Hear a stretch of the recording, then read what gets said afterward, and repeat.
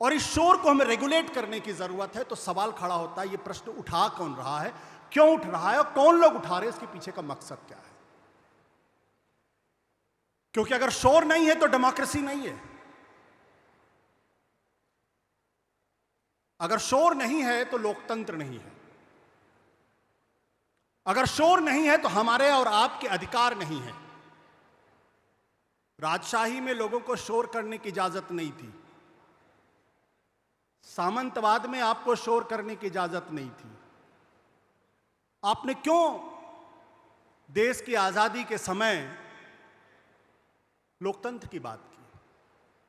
आप अधिनायक बात कर रहे थे, आप तानाशाह सिस्टम अपना लेते। इसलिए क्योंकि जिस शोर से हमें इस देश को आजादी मिली थी, और जब गांधी जी को यह लगा कि बिना शोर किए यह देश आजाद नहीं हो सकता है, तो उन्होंने शोर किया। जब भगत सिंह को यह लगा कि बिना शोर किए उनकी बात अंग्रेज सुनेंगे नहीं, तो उन्होंने विधानसभा में जाकर शोर किया।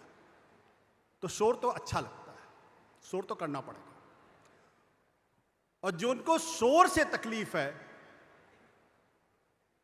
उनको अपने मन में सोचना चाहिए कि क्या आप वाकई में इस देश की इस परंपरा के साथ है या नहीं है।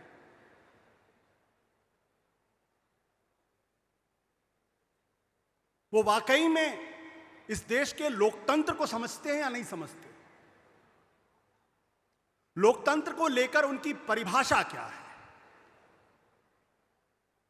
और इस लोकतंत्र को वो कितना आत्मसात करते हैं। मुझे ऐसा लगता है कि बहुत सारे लोगों को आज की तारीख में लोकतंत्र से तकलीफ होने लगी है।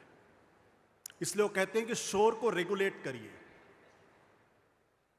वो नागरिक अधिकारों की बात नहीं करते, वो कर्तव्यों की बात करते हैं।